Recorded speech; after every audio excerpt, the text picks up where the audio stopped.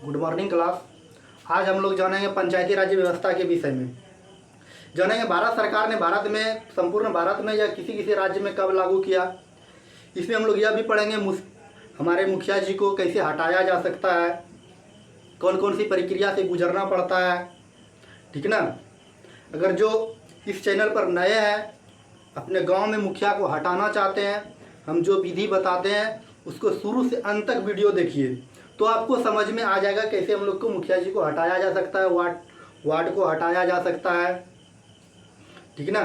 अब चलिए, और जो इस चैनल पर नए हैं उस चैनल को सब्सक्राइब करें, अपने ग्रुप में शेयर करें, ठीक, और वीडियो शुरू से अंत तक जरूर देखिएगा, ठीक है। चलिए अब आते हैं हम लोग क्लास की ओर। देखिए पंचायती राज व्यवस्था, ठीक ना, यह जो है हमारे भारतीय संविधान में पंचायती राज व्यवस्था हमारे भारतीय संविधान में भाग 9 में चर्चा है। अगर अनुच्छेद की बात करें, पंचायती राज व्यवस्था के अंतर्गत ग्राम पंचायत, नगर निगम, नगर पालिका, नगर परिषद, ये सब अनुच्छेद 243 के अंतर्गत आता है, ठीक ना। लेकिन भारतीय संविधान में अनुच्छेद 40 में भी शॉर्ट में पंचायती राज व्यवस्था की चर्चा की गई है। देखिए पंचायती राज व्यवस्था अनुच्छेद 40 में जो चर्चा है, इसमें विवाद के कारण रखा गया है। देखिए अनुच्छेद 40 अगर पढ़िएगा तो यह राज्य के नीति निदेशक तत्व के अंतर्गत आता है, ठीक ना। तो राज्य के नीति निदेशक तत्व में यह जिस राज्य का पंचायती राज व्यवस्था मानने की इच्छा होगा वह राज्य पंचायती राज व्यवस्था को मानेगी, और जिस राज्य की पंचायती राज व्यवस्था मानने का इच्छा नहीं होगा वह राज्य पंचायती राज व्यवस्था को नहीं मानेगी। अब चलिए हम लोग देखते हैं भारतीय संविधान में कब, कैसे और कहां से जोड़ा गया पंचायती राज व्यवस्था। चलिए अब आते हैं हम लोग क्लास की ओर। देखिए पंचायती राज व्यवस्था में सबसे पहले पंचायती राज व्यवस्था का विकास, हमारे भारत देश में पंचायती राज व्यवस्था का विकास कैसे हुआ। इसके बाद हम लोग पढ़ेंगे ग्राम पंचायत, ठीक ना। इसके बाद हम लोग पढ़ेंगे नगर पालिका। नगर पालिका के अंतर्गत क्या क्या आता है और ग्राम पंचायत के अंतर्गत क्या क्या आता है। देखिए मूल संविधान में पंचायती राज व्यवस्था की चर्चा नहीं थी, बल्कि शॉर्ट में अनुच्छेद 40 में दिया गया था, ठीक ना। 73वां संविधान संशोधन 1993 ईस्वी द्वारा इसे जोड़ा गया। बात समझे, 73वां संविधान संशोधन 1993 ईस्वी में पंचायती राज व्यवस्था हमारे संविधान में जोड़ा गया। अब देखिए मूल संविधान क्या होता है। जब हमारा भारत का मूल संविधान बनकर तैयार हुआ, मतलब बनकर तैयार हुआ 26 नवंबर 1949 ईस्वी को, उसी को कहा जाता है मूल संविधान। बात समझे। और लागू कब किया गया? 26 जनवरी 1950। उस समय यह पंचायती राज व्यवस्था नहीं थी, ठीक है ना। बाद में इसको जोड़ा गया। कब? 73वां संविधान संशोधन 1993 ईस्वी द्वारा, ठीक है ना। यह राज्य सूची का विषय है। जिस राज्य की इच्छा होगा वह राज्य पंचायती राज व्यवस्था को मानेगी, और पंचायती राज व्यवस्था में जितने भी कानून आते हैं सब राज्य सरकार बनाती है, ठीक। अब देखिए ग्राम पंचायत में 29 विषय रखा गया। जब हमारे देश में पंचायती राज व्यवस्था जोड़ा गया उस समय भारत का जो राष्ट्रपति थे डॉक्टर शंकर दयाल शर्मा थे, ठीक। उपराष्ट्रपति थे KR नारायण। भारत के प्रधानमंत्री थे PV नरसिम्हा राव। ये अनुसूची 11 के अंतर्गत आता है ग्राम पंचायत। और संपूर्ण भारत कहा जाए या भारत के किसी किसी राज्य में कहा जाए, 24 अप्रैल 1993 ईस्वी में इसको लागू किया गया, ठीक। इसमें टोटल अनुच्छेद की बात करें, A से लेके O तक काउंट करते हैं तो 16 अनुच्छेद आता है इसके अंतर्गत। बात समझ गए। अब चलिए हम लोग आते हैं, और पंचायत दिवस जो मनाया जाता है यह 24 अप्रैल को मनाया जाता है, ठीक ना। अब आते हैं हम लोग नगर पालिका के अंतर्गत। नगर पालिका ये 74वां संविधान संशोधन 1993 ईस्वी में जोड़ा गया। इसको अनुसूची 12 में रखा गया। विषय इस पे 10 है। अगर P से लेकर Z के बाद G तक जाते हैं, इसमें टोटल 18 अनुच्छेद आता है। ठीक है ना। अब देखिए नगर पालिका के अंतर्गत क्या क्या आता है। जैसे हम लोग तो सभी लोग समझते हैं, ग्राम पंचायत समझते हैं कि ये गांव में होता है, देहात में होता है, ठीक ना। लेकिन नगर पालिका जो होता है, अगर छोटा शहर है, मान के चलिए ब्लॉक लेवल का शहर है, या इससे छोटा और भी हो सकता है, या कस्बा के रूप में कहा जाए, उसको हम लोग कहते हैं नगर पंचायत। यहाँ जो चुनाव होता है, जैसे हम लोग के पंचायत में चुनाव होता है मुखिया जी का, उसी तरह यहाँ चुनाव होता है चेयरमैन का। ठीक, अगर बीच वाली की बात करें, मतलब जिला लेवल के लगभग, तो इसमें कहा जाता है नगर परिषद। इसमें अध्यक्ष का चुनाव होता है। जैसे हम लोग के यहाँ पावर होता है मुखिया को, उसी तरह जिला में पावर होता है अध्यक्ष को, ब्लॉक में पावर होता है, या प्रखंड कहा जाए, यहाँ पावर होता है चेयरमैन को। और बड़ा की बात करें, सबसे बड़ा जहाँ की राजधानी लेवल के शहर आते हैं, इसको हम लोग नगर निगम कहा जाता है। जैसे दिल्ली हो गया, मुंबई हो गया, यहाँ जो चुनाव होता है मेयर का। अब चलिए हम लोग आते हैं पंचायती राज व्यवस्था के विकास के विषय में समझते हैं। हमारे भारत देश में पंचायती राज व्यवस्था का विकास कैसे हुआ, कब हुआ, और मुखिया जी को कैसे हम लोग हटा सकते हैं, इसके विषय में जानेंगे। चलिए अब नेक्स्ट क्लास की ओर चलिए हम लोग आते हैं पंचायती राज व्यवस्था के विषय में। ठीक है ना। हमारे देश में पंचायती राज व्यवस्था का विकास कैसे कैसे हुआ, किस किस परिस्थितियों से गुजरना पड़ा, तब आज बिहार में पंचायती राज व्यवस्था है, और सब राज्य में भी है। ठीक है ना। पंचायती राज व्यवस्था में चुनाव कैसे होता है, चुनाव के समय तो देखते होंगे पूरा महाभारत की तरह होता है, भाई भाई बिछड़ जाता है, कुंभ के मेला की तरह। ठीक है ना।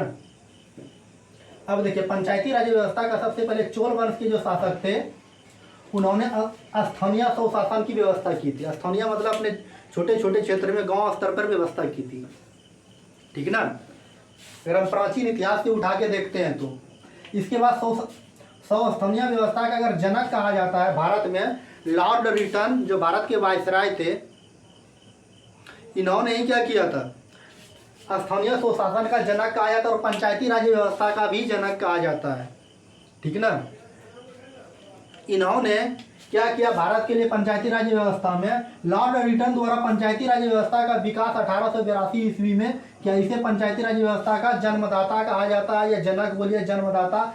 भारत में अगर पंचायती राज व्यवस्था का जन्मदाता कहा जाता है, लॉर्ड रिटन को कहा जाता है, जो भारत के वायसराय थे 1882 ईस्वी में से ही। इन्होंने देखिए क्या किया, भारत के लिए एक विकेंद्रित किया, एक ग्राम और शहरी, ठीक ना, विकेंद्रित ग्राम, ग्रामीण और शहरी अनुशंसा किया कि कानूनी रूप से संपूर्ण भारत में क्या होना चाहिए, पंचायती राज व्यवस्था लागू होना चाहिए।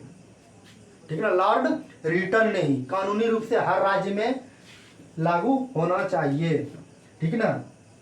तो इसके कहने पर क्या हुआ, कुछ कुछ क्षेत्र में भी लागू नहीं हो सका। फिर 1919 में क्या आया था, 1919 का तो बात कोई नहीं भूलेंगे। इसमें इस समय क्या आया था, भारत के इतिहास में उठा के देखते हैं तो क्या था, रौलेट एक्ट। ठीक है ना। उसी के अधिनियम के तहत पंचायती राज व्यवस्था अधिनियम के तहत इसकी व्यवस्था की जाए।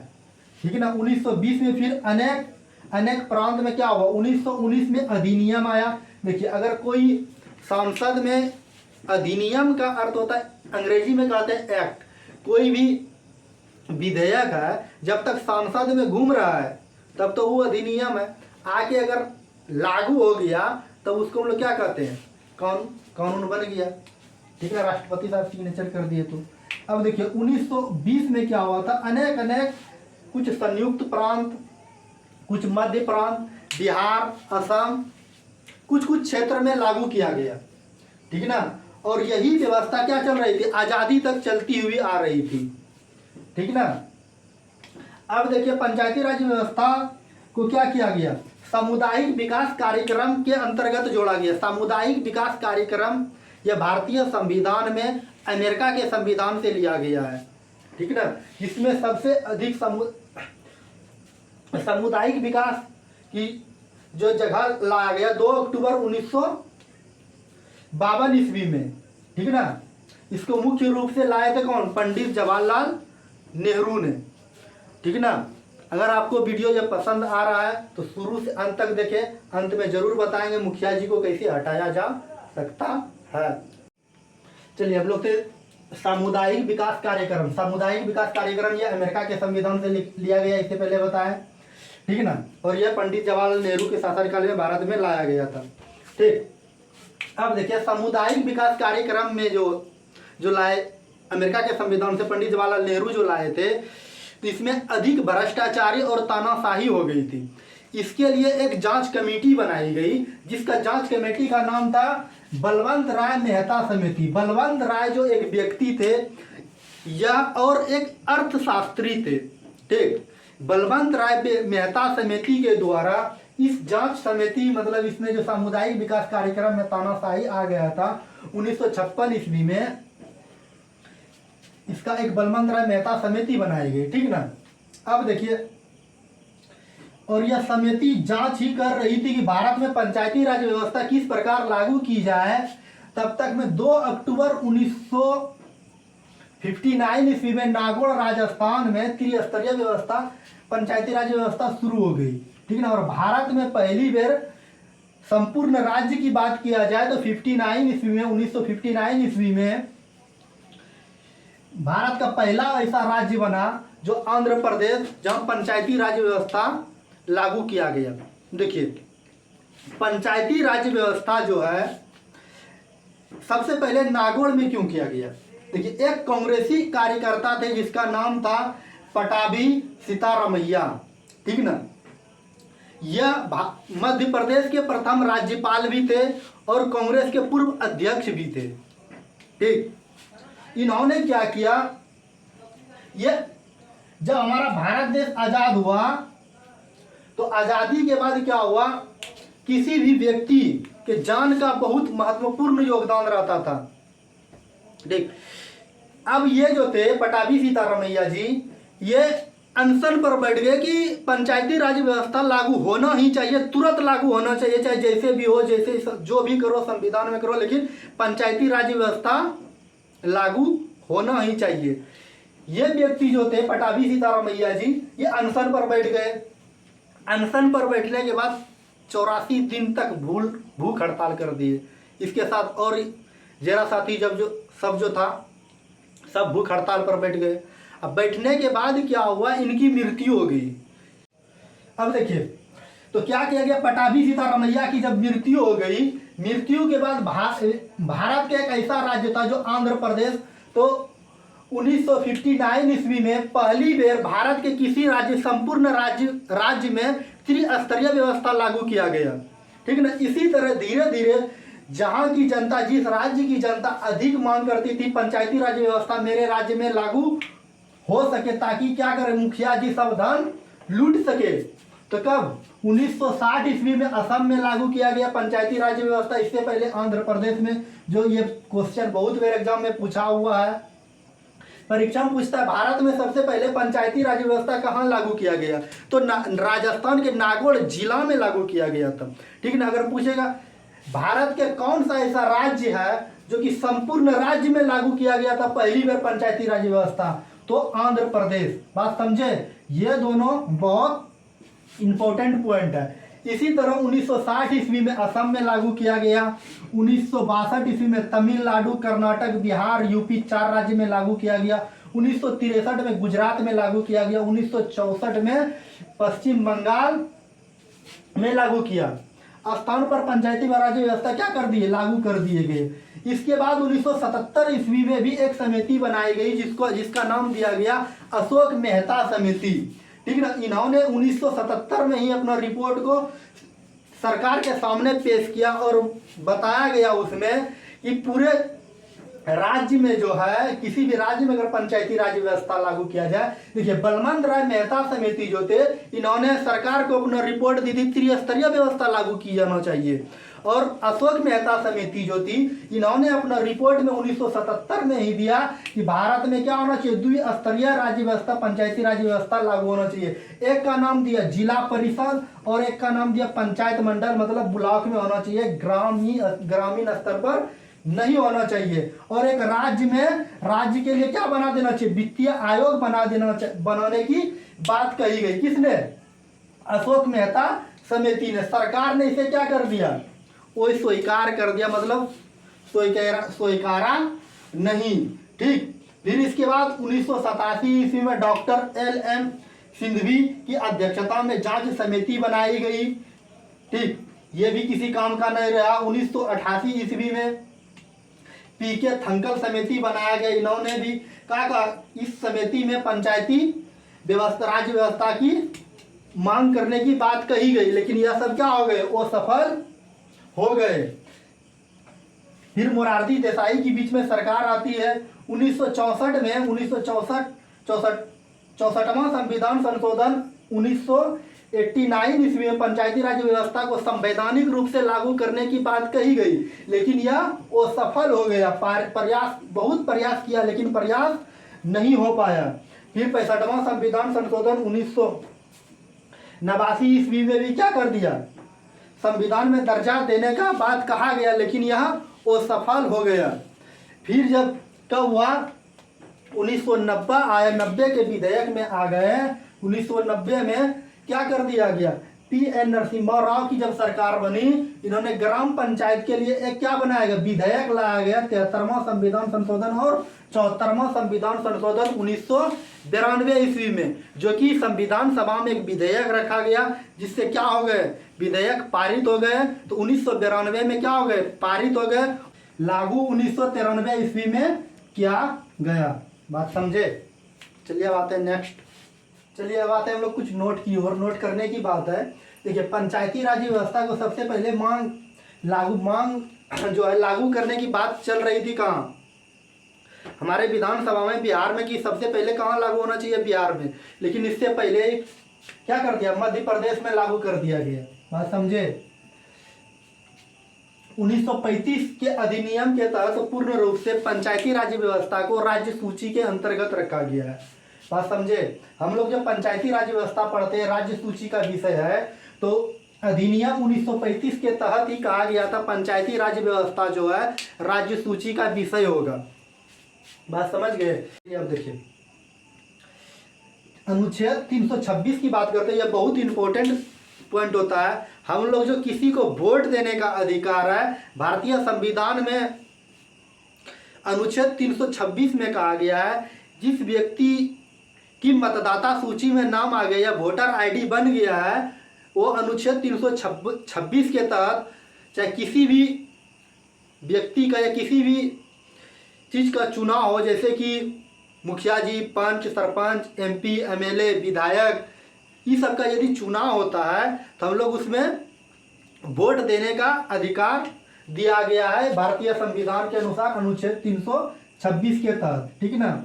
दिल्ली एक ऐसा केंद्र शासित प्रदेश है जहाँ की पंचायती राज व्यवस्था लागू नहीं है। बात समझे। अब चलिए हम लोग कुछ बाइक की ओर चलते हैं। पंचायत, अब देखिए, बलवंत राय मेहता समिति ने क्या की थी। ये बलवंत राय मेहता एक अर्थशास्त्री थे। यह 1957 ईस्वी में क्या किया था, यह एक कमेटी बनाया था और इन्होंने रिपोर्ट को क्या किया, 1959 में सरकार के सामने पेश किया और कहा गया इसमें भारत में त्रिस्तरीय व्यवस्था से पंचायती राज व्यवस्था लागू होना चाहिए। एक ग्राम पंचायत होना चाहिए, एक जिला होना चाहिए और एक प्रखंड में होना चाहिए। ठीक है ना। इसी में एक पटाभी सीतारमैया जी जो थे आनंद में अनशन पर बैठ गए। 83 दिन अनशन के बाद इनकी मृत्यु हो गई। गांधी जी के शुभ अवसर पर 2 अक्टूबर 1959 ईस्वी में नागौर राजस्थान में पड़ता है एक जिला है, सर्वप्रथम वहाँ पंचायती राज व्यवस्था लागू किया गया। और संपूर्ण राज्य की बात करें ना, तो आंध्र प्रदेश में सर्वप्रथम क्या कर दिया गया, पंचायती राज व्यवस्था लागू किया गया। और भारतीय संविधान में 73वां संविधान संशोधन 1992 ईस्वी में संविधान में जोड़ा गया, जो त्रिस्तरीय व्यवस्था बलवंत राय मेहता समिति के द्वारा ही इस विधेयक को ही पास किया गया और 1993 ईस्वी में लागू किया गया। एक क्या होगा, प्रधान या सहायक, जिसका पंचायत, हम लोग के ग्राम पंचायत में होते हैं मुखिया जी, पहले क्या थे, ब्लॉक में होता है पंचायत समिति से अब ब्लॉक हो गया। 73वां संविधान संशोधन कुछ परिवर्तन किया गया। एक जिला परिषद होता है, पहले जिला पंचायत होते थे। इसका मालिक जो होता है ये डीएम होता है मुख्य रूप से। अब देखिए ग्राम पंचायत के अंतर्गत पढ़ेंगे निर्वाचन सूची में या मतदाता सूची में या वोटर आईडी में जिस व्यक्ति का नाम आ गया वो प्रत्यक्ष रूप से मुखिया हो या वार्ड हो या सरपंच हो या पंच हो, उसका क्या कर सकते हैं हम लोग, चुन सकते हैं या वोट दे सकते हैं। वोट देने का उम्र 18 वर्ष निर्धारित किया गया है भारतीय संविधान में। पहले 21 था, राजीव गांधी सरकार ने इसको घटाकर क्या कर दिया, 18 वर्ष कर दिया गया। और मुखिया, सरपंच, वार्ड ये सब की आयु बनने के लिए न्यूनतम 21 वर्ष रखा गया है, अधिकतम तो बहुत हो सकता है। चलिए अब जानेंगे मुखिया का कार्यकाल और मुखिया को हम लोग कैसे हटा सकते हैं, जिसको कि आप लोग को सदियों से इंतजार है, अब उसी को और आते हैं। चलिए अब मुखिया का हम लोग कार्यकाल देखेंगे, तब मुखिया जी को कैसे हटाया जा सकता है इसके विषय में जानेंगे। अगर आपकी पंचायत की मुखिया कुछ ऐसा गड़बड़ कर रहे हैं, पैसा को लूट रहे हैं, सही से काम नहीं कर रहे हैं तो हटा सकते हैं, बहुत आसान होता है हटाना। ठीक, अब कार्यकाल देखिए, चुनाव से जो होता है ना मुखिया जी का कार्यकाल 5 वर्ष का होता है। अब देखिए कोई भी है कार्यकाल, अगर 3 वर्ष काम किए, ठीक ना, और इस मुखिया जी की मृत्यु हो गई, ठीक ना, कोई भी मुखिया जी है, मान के चलिए अभी 2022 चल रहा है, 22 में मुखिया जी का चुनाव हुआ और चुनाव के बाद क्या हो गया, उनकी 3 वर्ष कार्य किया, इसके बाद क्या हो गए, मुखिया जी की मृत्यु होगी। मृत्यु के बाद क्या हो जाएगा, अब देखिए यहाँ पंचायत विघटित नहीं होगा क्योंकि अभी 2 वर्ष बचा था, तो 6 महीने के अंदर इलेक्शन कमीशन, जिसको हम लोग क्या कहते हैं चुनाव आयोग, इसका चुनाव करवाते हैं, ठीक ना।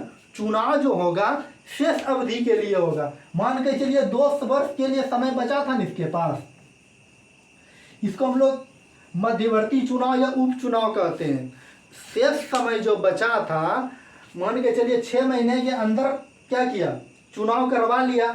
अब जो शेष समय बचा, मान के चलिए 12 और 18 महीना बचा या 19 महीना बचा है, तो शेष कार्यकाल के लिए ही अलग मुखिया बनेंगे। फिर आने वाला अगला पंचवर्षीय जब पूरा बिहार में चुनाव होगा तो उसका चुनाव होगा। अगर ऐसे 2 साल के पहले अगर मुखिया जी मर गए तब, लेकिन अगर अंतिम समय बचा, ऐसा अगर साल भर भी समय बचा है तो इलेक्शन कमीशन समय निर्धारित करते हैं। अगर अंतिम समय 6 महीना बचा है मुखिया जी का कार्यकाल, शेष कार्यकाल कितने दिन बचा है, 6 महीना, और मुखिया जी की मृत्यु हो गई, तो मृत्यु के बाद क्या होगा, तो उस समय पंचायत विघटित हो जाते हैं। इलेक्शन कमीशन जो है अब क्या कर देते हैं, उसका चुनाव सबके साथ करवाएंगे और उसका जो कार्यकाल होगा 5 वर्षों के लिए होगा। बात समझे, मध्यवर्ती चुनाव या उपचुनाव जो होते हैं यह शेष समय के लिए होता है, समझिए। अब देखिए मुखिया जी को हटाया कैसे जा सकता है, यदि आपकी मुखिया जी क्या कर रहे हैं, गलत काम कर रहे हैं, तो उसको कैसे हटाया जा सकता है। देखिए पंचायती राज्य व्यवस्था में मुखिया, वार्ड, पंचायत समिति जितने भी होते हैं सबका कार्यकाल 5 वर्ष का होता है। और देखिए कोई भी मुखिया जी है, साल भर काम किए या 2 साल काम किए या 3 साल, हम एग्जाम्पल के लिए लिख दिए हैं 3 साल, मान के चलिए 3 साल मुखिया जी कार्य किए और इसके बाद लग रहा है कि उनसे पंचायत नहीं संभल रहा है या नहीं चल रहा है, कोई अलग व्यक्ति उछल रहा है कि नहीं मुखिया जी काम सही से नहीं कर पा रहे हैं, तो लगभग ऐसा देखा गया है कि प्रत्येक 10,000 मतदाता सूची में एक पंचायत को बनाया गया है।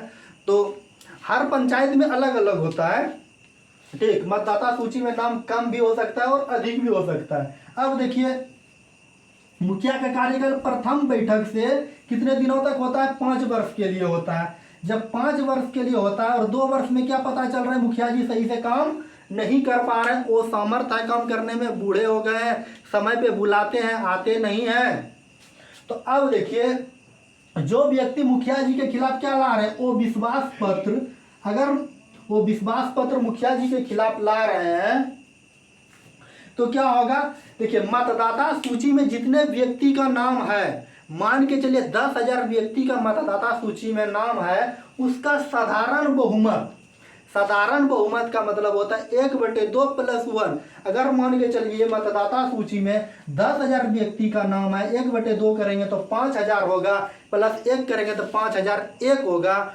इतने व्यक्ति पूरे पंचायत के इतने व्यक्तियों का हस्ताक्षर आवश्यक है। आवश्यक के बाद ग्राम निर्वाचन अधिकारी जो होता है, जो हम लोग का वोटर आईडी बनाता है, उसके पास आवेदन देना होता है। वो सूचना करते हैं मुखिया जी को कि क्या मुखिया जी आप क्या गलत कर रहे हैं, आपके खिलाफ वो विश्वास पत्र लाया जा रहा है, आप कहाँ सोए हुए हैं। जो अब सेकंड परिस्थिति जो होगा, हम इसको समय दिए हैं 1 महीना या 14 दिन या 15 दिन का। विशेष बहुमत से क्या होगा, फिर से यहाँ ग्राम निर्वाचन अधिकारी के सामने हस्ताक्षर होगा। अगर विशेष बहुमत का मतलब होता है 66%। अगर 10,000 मतदाता सूची में नाम है तो 6,666 व्यक्ति या इससे ज़्यादा व्यक्ति, इससे कम एक भी व्यक्ति हो गया तो मुखिया जी अपने पद पे बने रहेंगे।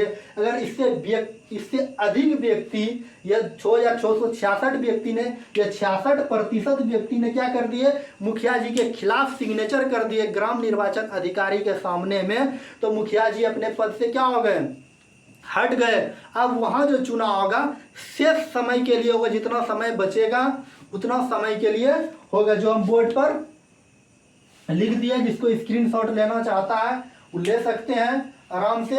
अब देखिए, इतना बहुमत किसी भी अभी तक भारतीय इतिहास में देखा गया, इतना बहुमत किसी भी के पक्ष में नहीं आता, क्योंकि मुखिया के चुनाव में भी 1,000, 1,500, 2,000 जाते जाते मुखिया जी जीत जाते हैं, तो 6,666 व्यक्ति कहाँ से जुटा सकेगा कोई भी इंसान। इसीलिए मुखिया जी को हटाना वो संभव है। चलिए, आज की पंचायती राज व्यवस्था को यहीं समाप्त करते हैं। Thank you. जय हिंद, जय भारत।